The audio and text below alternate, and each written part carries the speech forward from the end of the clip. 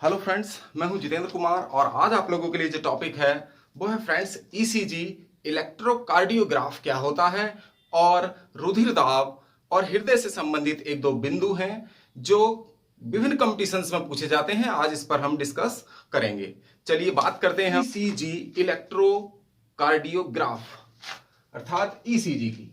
तो फ्रेंड्स, जो cardiac cycle होता है, कार्डियक चक्र हृदय में जो पाया जाता है, जिसको हम हृदय स्पंदन भी कहते हैं, कार्डियक चक्र या हृदय स्पंदन, जिसको हार्ट बीट कहा जाता है।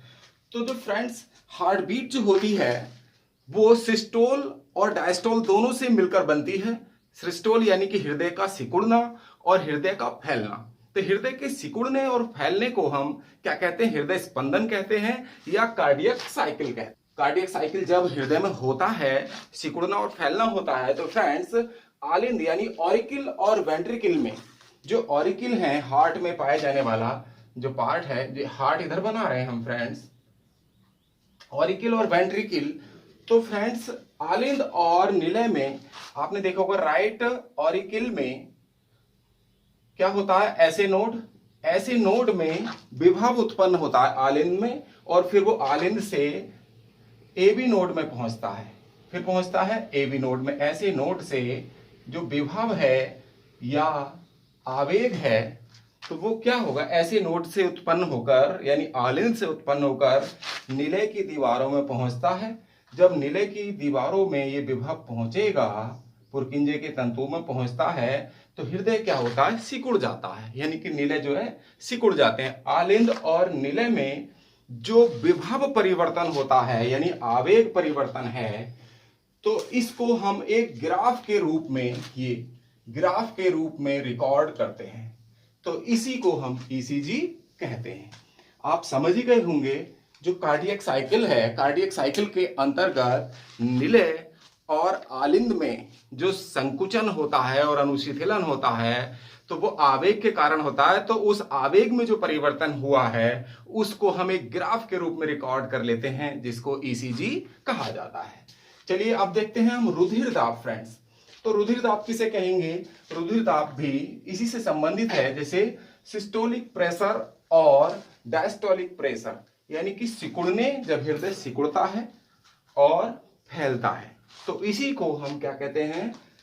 बीपी कहते हैं। दोनों के दाब के अनुपात को, यानी कि प्रंकुचन और अनुशीतलन के दाब के अनुपात को क्या कहा जाता है? रुधिर दाब कहा जाता है। यानी कि systolic pressure upon diastolic pressure को ही हम बीपी या रुधिर दाब कहते हैं।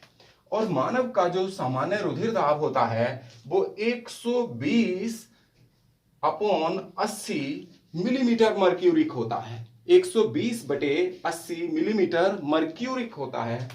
और आदर्श रुधिर दाब जो है वो होता है 125 से 30/70 से 90 मिलीमीटर मर्क्यूरिक होता है। और जबकि निम्न रुधिर दाब, जिसको लो ब्लड प्रेशर कहते हैं, तो वो 100 से कम और बटे 50 से कम, अर्थात सिस्टोलिक प्रेशर 100 से कम होना चाहिए और डायस्टोलिक प्रेशर 50 से अगर कम है तो उसको हम निम्न रुधिर दाब या लो ब्लड प्रेशर कहते हैं। ये आप लोग समझ गए होंगे।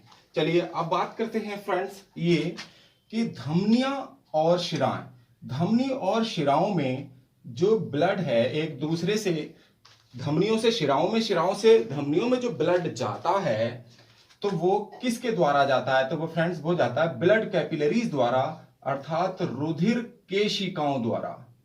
इसको ध्यान रखेंगे, रुधिर केशिकाएं जो बहुत बारीक पतली नलिकाएं होती हैं धागे की तरह, तो उनको हम केशिकाएं या कैपिलरीज कहते हैं। तो रुधिर केशिकाओं द्वारा धमनी से शिरा में ब्लड पहुंचता है।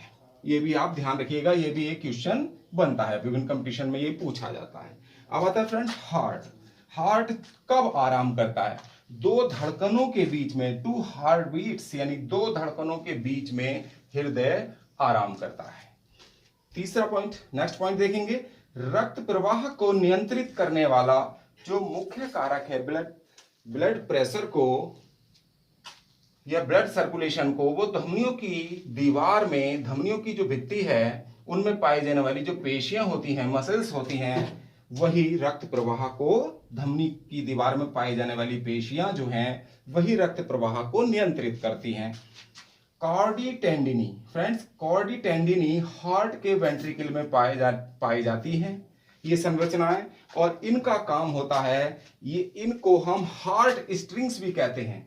एक तरह से ये हार्ट स्ट्रिंग्स होती हैं, हार्ट की रस्सियां होती हैं, और ये क्या काम करती हैं, बाल्व को, कपाट को हृदय पेशियों से जोड़ने का काम करती हैं। यानी कि बाल्व्स को हार्ट मसल्स से कनेक्ट करती हैं। हार्ट टेंडिनी, कॉर्डी टेंडिनी जो हार्ट वेंट्रिकल में पाई जाती हैं। तो फ्रेंड्स यहां आज ईसीजी और रुधिर दाब से संबंधित ये टॉपिक यहां समाप्त होता है। पसंद आया तो लाइक, शेयर और सब्सक्राइब अवश्य कर दें।